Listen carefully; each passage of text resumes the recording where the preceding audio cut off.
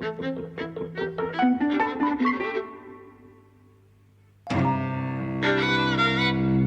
and welcome to Eavesdropping at the Movies. I'm Mike. And I'm José. And we've just come back from the Electric, where we've seen Marriage Story, which is a Netflix-produced film, directed by Noah Baumbach, but it's getting one of these limited releases that they like to do.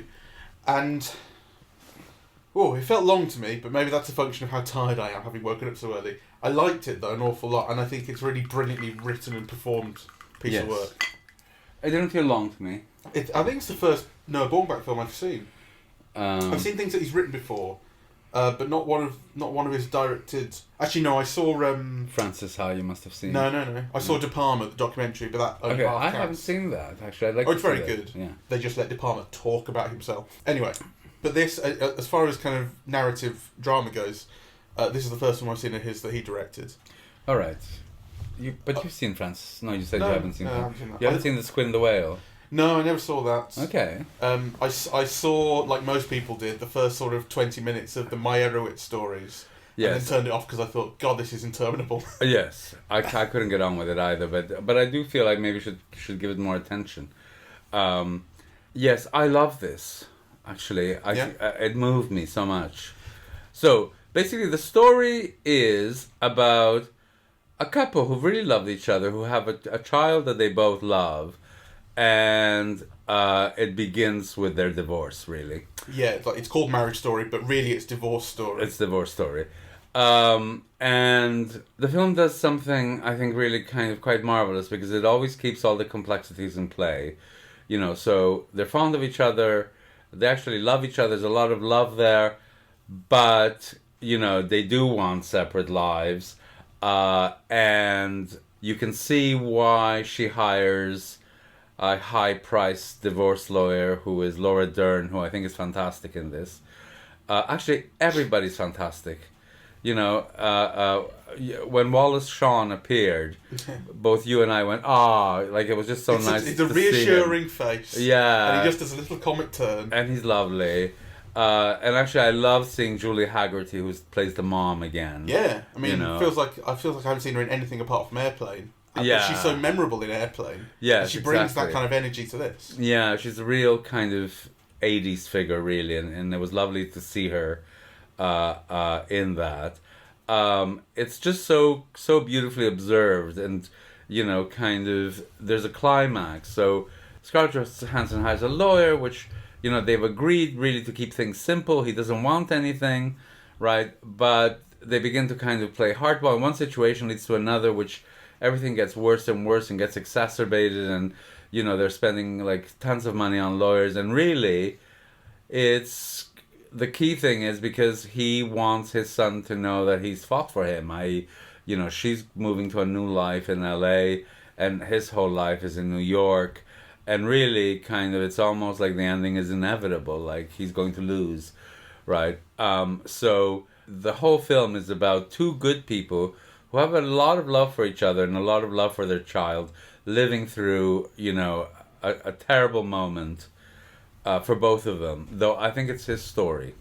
It's primarily his story, I agree. And I think it seems to be based fairly heavily on Noah Baumbach's own experiences getting divorced from Jennifer Jason Leigh. Right. I didn't know. I've only just kind of looked up Noah Baumbach. That's how I kind of piece that together. But at one point, when the lawyers first get involved, and the characters kind of, to an extent, I think the film is about how divorce makes people worse.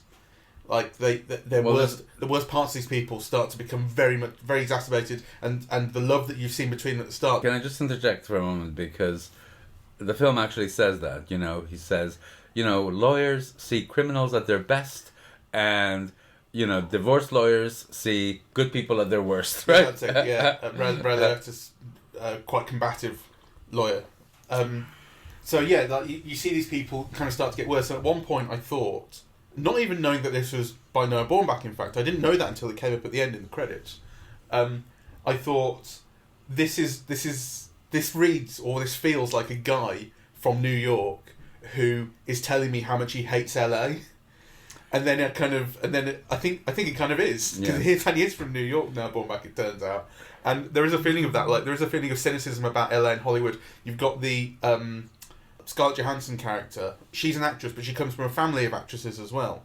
They talk about her sister having auditions. Her mum has money from a TV career that she had, and there is a sense of that sort of side of the family, because she's from LA as well, kind of knowing how to play the game a little bit, because as you say, this is primarily Adam Driver's story, and he gets kind of blindsided by his wife's, I can't think of the word, but she goes for lawyers, and once she's consulted with them, even though she doesn't use them, he can no longer use them. Yeah. So even though from the side that you've seen it, she's been told to go to this lawyer, Laura Dern, and then she hires her.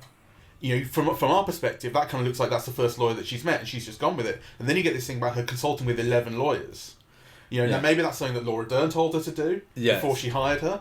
But it feels. But there's a kind of there's a side of like LA knows how to play this game, and he doesn't. That's right, and the whole film is about. But I think there's a deeper purpose than that, because basically, she starts off by not wanting a lawyer.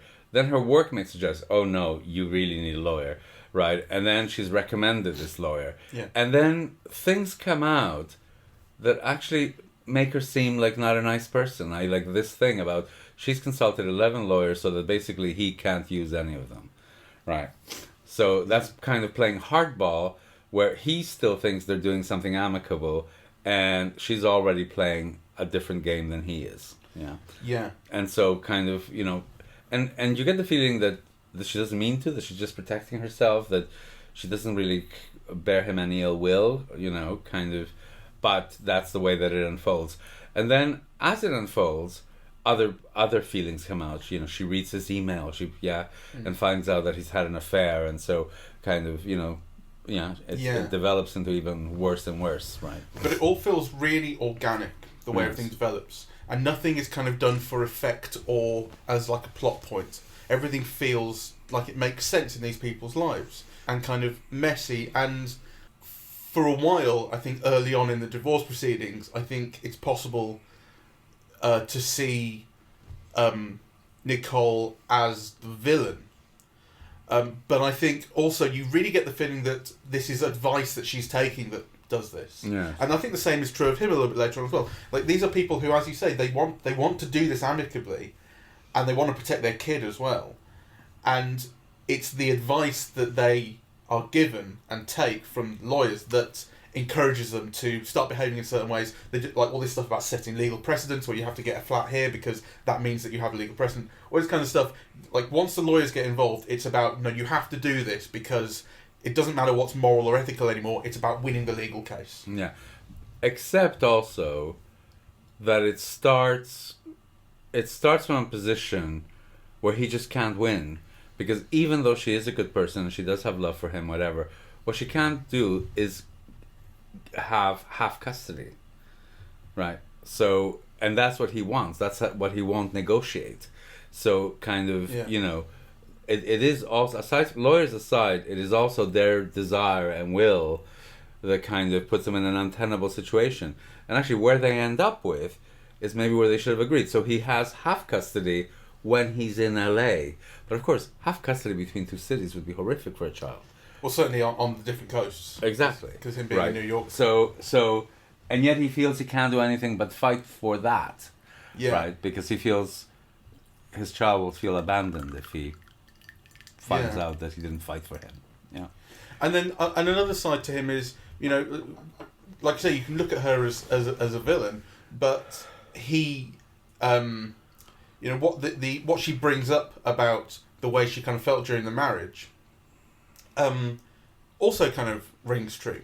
Sure. To an extent, and I think this is where the complexity comes in. There's that fantastic argument scene where, while they're in the midst of these divorce proceedings, she goes around to his place that he's renting in LA and says, "Can we try and work something out between?" My God, us?" that is such a great scene. I think that's one of the best scenes I've seen all year. It's magnificent. It evolves so beautifully. It reminds me of the scene in Before Midnight, I think, the Linklater film, where it's like a 20-minute argument scene, similar sort of thing here, and it's about how an argument can evolve. It ebbs and flows. It starts from the tiniest thing. It can die down and kick up again. It's a brilliantly written scene, both of them. And in that scene, she talks about, kind of constantly being in his shadow, that we always did what you wanted to do, always stay in New York. I always wanted to go to LA at some point, or back to LA where I come from, and it never happened. But then, he kind of makes the argument that you rode my coattails, that you were successful because of me, and it is complex, and there isn't an easy answer to any of it, and you believe both of them, and they both mean what they say, and it all makes sense, and it's complex. And they're both great. I mean, my God, Adam Driver in that scene, I think, like, there's been so many great performances this year, but that moment where he begins, saying how he hates her and he wishes her dead every year, and actually that he's so powerful in that, and then later when his lip begins to tremble and he falls on the floor, I mean, it's just magnificent.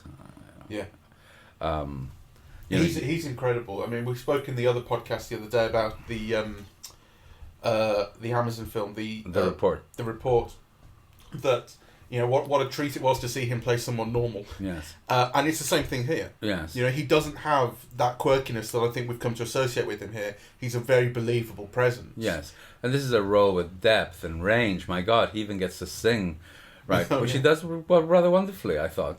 When he sang, I thought you can see why he's playing a director and not an actor in this. I thought he's all right. He's all right. It's true. He's not the greatest of singers, but I thought he's good enough to be in a musical on Broadway. Yeah. Yeah, I did. I mean, he handled it well, and he handled it with panache. I mean, he's singing "Being Alive," the Sondheim song, to his friends, in a bar in New York. And he had all the gestures. He was both being in character and being show busy. Yeah, and he was, playing like a normal person singing in a bar. He was. Yeah, the performance, you're right, was very good. I meant more the voice. Yeah, well, I thought that was good too. Yeah. Though, he wasn't a show busy, because she also gets a number. And, she's... But hers is a showbiz piece with her family as well, the mum and the sister. And the sister. And she's just got such star quality. I mean, and she does all the showbiz gestures and the smile and the looks, and you can't help looking at her. She's fabulous, I think. Though it is really Adam Driver's film. I mean, it's really interesting because the film begins with her reading a list of his qualities, and the film ends with the child having come across this list, trying to read it out loud, and getting the father to come and read it for him. And he's got a beautiful moment there of just like he's shaking. That lip quivering again. And that's where that really moved me. It really moved me as well. And then the cut onto her looking on. She's wonderful in it as well. Yeah. And it's left on such a beautiful moment where he doesn't see her looking. Yes. Like you can imagine that scene developing into something else where there's a shared look between them. Yeah. And maybe that would end it, but no, it's just she gets to see it and he doesn't, and they've taken different things from this moment. It's a beautifully observed film. I mean, the moment where she goes to see him to try to, to just not patch things up, but to resolve the divorce situation. I mean, that really moved me. And then, it just had me until the end, really. I mean, I was emotionally, involved, open, kind of. Yeah. I think, I welled up really from that moment on until it ended. Really? Yes.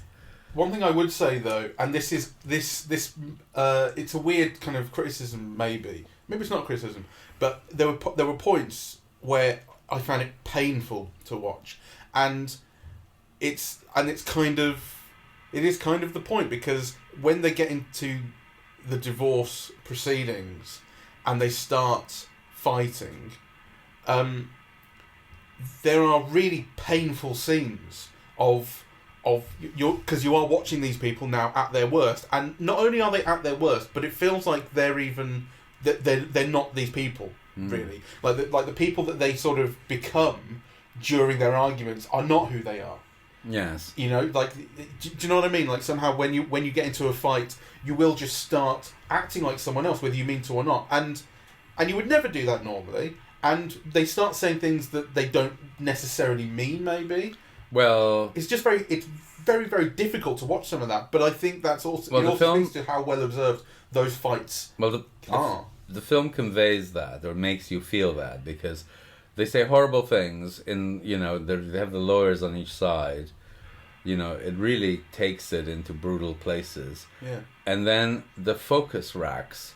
So as if, can it really be you saying this? Yes, and then So, the focus rack at those moments is, part of drawing attention, to who is responsible for what is being said, as well as the effect that it's having on another person. It's really very cleverly done. Yeah.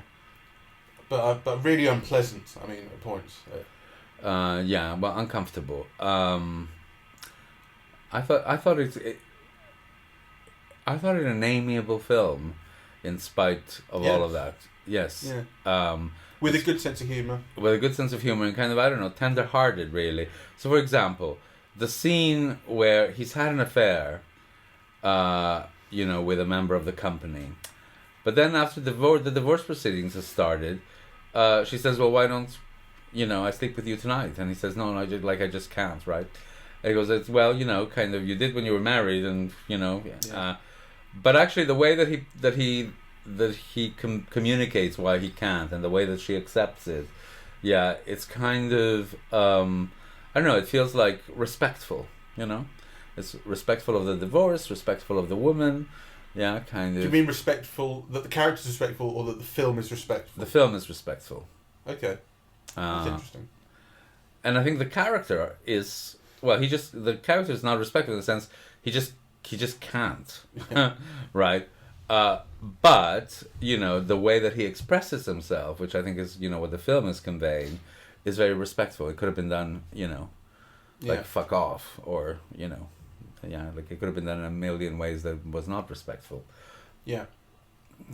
I think the film is, I wonder whether it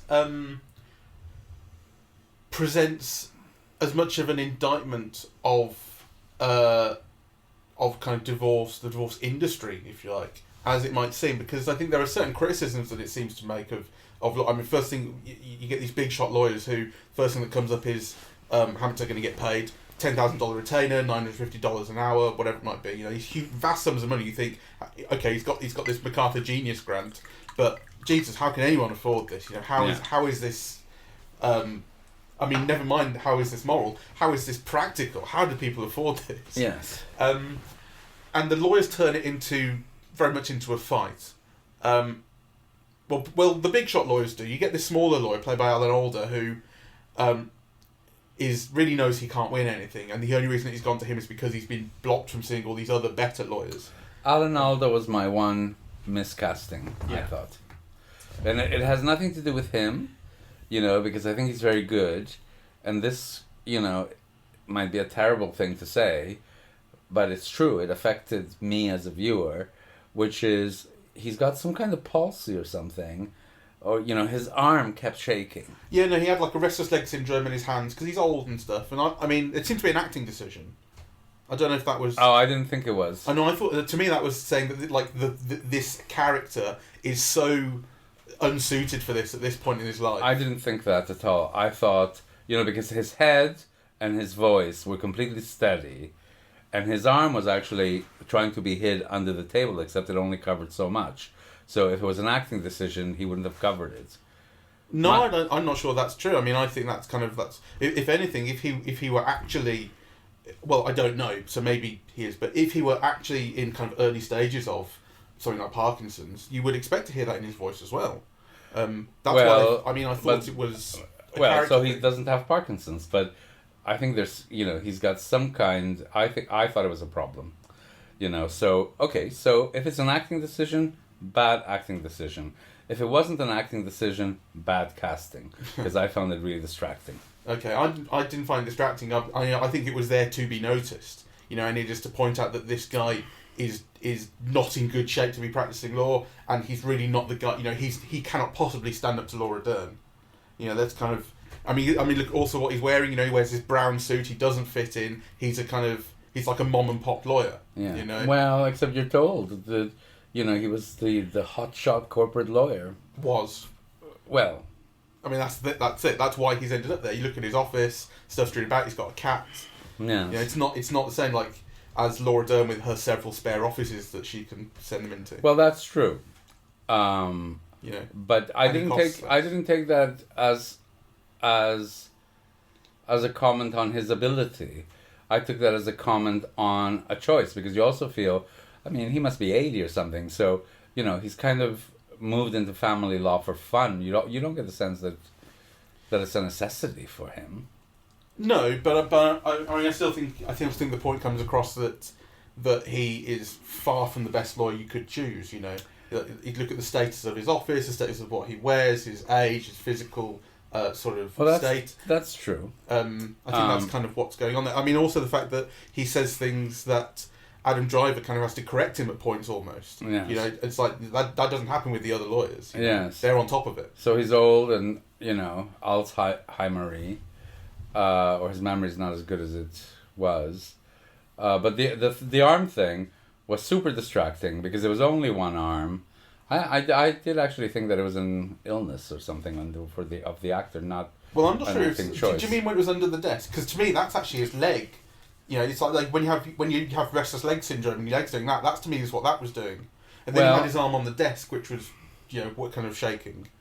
Okay, So it seems to be all over his body. I didn't notice it. I just noticed one arm. Yeah, fair enough. His leg had it going quite a lot. And he's got Parkinson's disease, oh, really? Does it?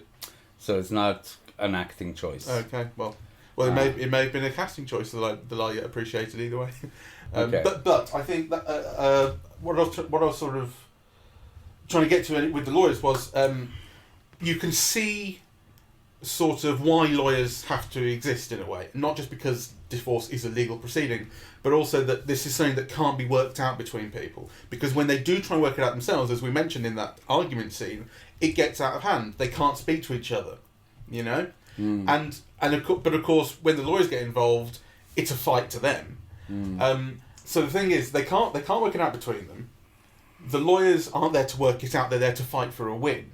Everything in my head kept coming back to, if that scene at the start where she had this long list of what she likes about him because she's been told by this therapist, this marriage counsellor, to do this, and then she refuses to read it out. So we've heard all this, and then she says, no, I'm not going to tell Adam Driver. And I just kept coming back to, if only she had read that out, and they'd been as forthcoming and as kind of honest and whatever in that meeting at the start, how different their lives could be, because ultimately that's what it comes back to at the end. After all of this is worked out, it comes back to that note and and those feelings and that kind of outpouring of emotion.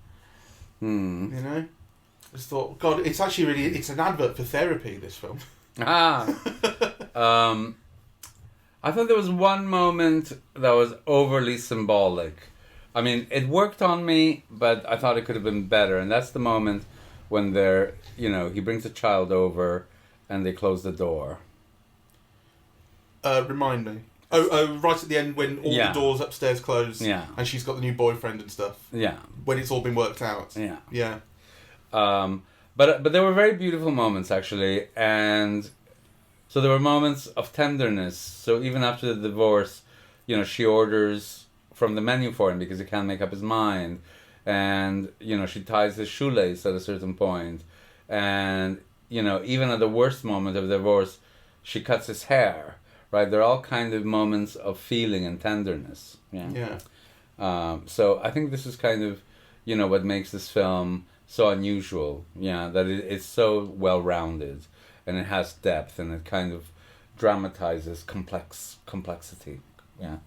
Complex emotions, how people can be in love and hate each other, and and kind of two basically good people kind of who love each other doing terrible things to each other in a process of separation. I loved it very much. Whoever chose Laura Dern's wardrobe was a genius, right? Because the wardrobe speaks to character. These tight-fitting suits of a gym-toned woman, who's obviously kind of who is an Amazon, who's using her body and her sexuality and her hair and everything she can bring to the table to win her case, right? She's a cutthroat, chic, accessorized like completely. The outfits are wonderful, really. And she's a performer, as in the character is a performer. Yeah. You know, and an amazing advocate. I mean, you want her on your side. You know, Yeah. When she first meets Nicole, and she's kind of inviting Nicole to tell her story. And I think what Nicole looks like at that point is really interesting as well, because have you ever seen Scarlett Johansson look more plain? Yes. You know, like kind of no makeup, or at least the kind of makeup that makes it look like you have no makeup. A kind of a really blank dour grey shirt that kind of hangs off her. Like it's not the way you ever see Scarlett Johansson dressed and made up. You know, this is not her showing off or anything. And then on the other hand, you've got Laura Dern with these incredible bright red stilettos, and she gets on the couch with her and scooches up on it, kneels on it, like best mates do, and takes the shoes off. And there is a close up on that. There's close up on the shoes. Like the camera wants you to know that not only does she have these amazing shoes, but that she's taking them off because she's playing the best friend role now. Yeah, you know, she wants you on her side. She's a Rottweiler. And then later on, she has that fantastic scene, which is just a scene from out of nowhere, where she talks about God and Mary, and how you have to be perfect. He's allowed to be a shit dad and not show up because that's what God did. But Mary was there, and she's a virgin who gave birth. Nothing is more perfect. Yeah.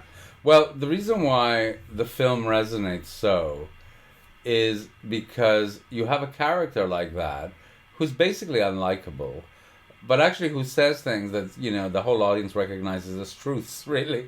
Yes. So kind of, you know, she's rational and logic, and, you know, she tells you, the way that society will play this out, which, you know, also kind of gives an impetus to her actions, and actually to Scarlett Johansson's actions, really.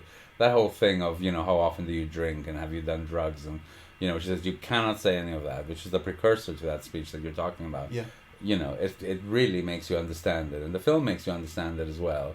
You know, kind of, you have people in the hallways who are getting into arguments with each other.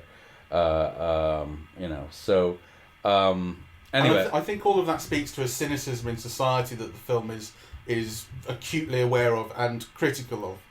You know, I think the cynicism is partly in the kind of the amount of money that the lawyers take and represent and ask for and that sort of thing, but also in, you know, kind of society's expectation things. But then it is also, as I say, acutely aware that this is saying that you need someone to work out for you, because people can't work this out between them. That's not how it works. Yeah. You know, which is why it all comes back to that therapist thing, to me. Anyway, I want to think more about like shots and angles. The New York scenes when they're putting out the play look rather fab, you know. When they're lifting her up and you see her projected on screens, and you know, I thought that was kind of very well done. The rack of focus was really well done. You know, the Adam Driver, you know, the moment where he explodes, that's like an aria, really. I think it's a handheld camera, but I'm not sure. I didn't notice any cuts in that. So kind of, you know, these are things to observe again once it plays on Netflix. There are definitely these sort of invisible long takes that you don't really notice are happening until they're sort of 5 minutes in. Scarlett Johansson meeting Laura Dern for the first time has one of those when she's telling the background of her relationship that mostly happens in a long take. I think like there's a cutaway to Laura Dern in the middle of it, but apart from that, uninterrupted. And also I think in the orchestration of that scene where she gets her sister to serve the papers to Adam Driver, that's such a long scene. Like, I think, you know, if you think about how a different film would have handled it, there would have been the thing about telling the family this is what's going to happen, and then Adam Driver arriving, and then he gets served the papers, and they would all feel much more separate. But this happens here in one very long scene that evolves beautifully over time and changes, and like before you know it, you've been in this scene for sort of 8 or 9 minutes, and it's still the same, you know, real time conversation that's been happening since the start. But the goals and the ideas and things have changed throughout. I think it's great. Yes, I think so too. And Scarlett Johansson has 2 moments. One where he's looking at him blowing up, and the other one where she's looking at him reading the letter that she's written about his good points, where she's just absolutely transparent. Yeah, it's very interesting to see her face. So, she's kind of welling up, not quite crying in those two moments, but just kind of, transparent, really. It's very beautiful what she does in that. Because she's quite closed in through much of the beginning. Yeah. So anyway, that's it. Yeah, it's an interesting nuance, I suppose, to the story, because she's the one who initiates the divorce, and so she, in some sense, has more of a strategy maybe, but he is kind of reacting to everything. He doesn't have the, kind of the initiative at any point. He doesn't take the first step. His is a very reactive sort of part in the divorce. Yes, but you get the feeling that he wants it all to go away and to be resolved. I mean, she's the one who walks out of the therapy session. He's quite happy to read what what her good qualities are, and she walks out of that. So, she forbids him to say them. So, yeah. Anyway, I think it's very good. A really, really well observed, well written drama with loads of brilliant scenes. It just starts with, there's like one scene from beginning to end. Every scene has a brilliant shape and style and idea in it. I think it's great. Good. All right. And maybe I should watch more of Nerd Bornback's films. Yes, you should. But he seems like a bit of an indie wanker, to be honest. I think part of the problem, or part of the reason why I've just been resistant to him, though I liked all his films that I've seen. I liked The Squid and the Whale, and I liked Francis Ha, but I wasn't buying into the hype. Like, some people were saying, oh, Francis Ha is the best film of the year, and so on. And I just found it a bit too artificial, a bit too neat, a bit too also privileged, really. Yeah. So, which is interesting because that didn't strike me at all this time around. Though, of course, in a way, they are, I suppose. But anyway, I think this is his best, or the one I like most. I'll have to look at it again to see whether it is his best. But yes, I recommend everyone see it. It'll be on Netflix soon. Yeah, I think December it comes out on Netflix. It's December now. Fucking hell. It's probably on Netflix as we speak. Well, it will be by the time this comes out, because I've got so many of these to edit and my computer's still getting repaired. So. Right. All right, well, let's end it here. Yeah. Thank you all very much for listening. We're Eavesdropping at the Movies, and we are on iTunes, SoundCloud, YouTube, Spotify, Facebook and Twitter is the social media, and the website is eavesdroppingatthemovies.com. Thank you very much. Goodbye.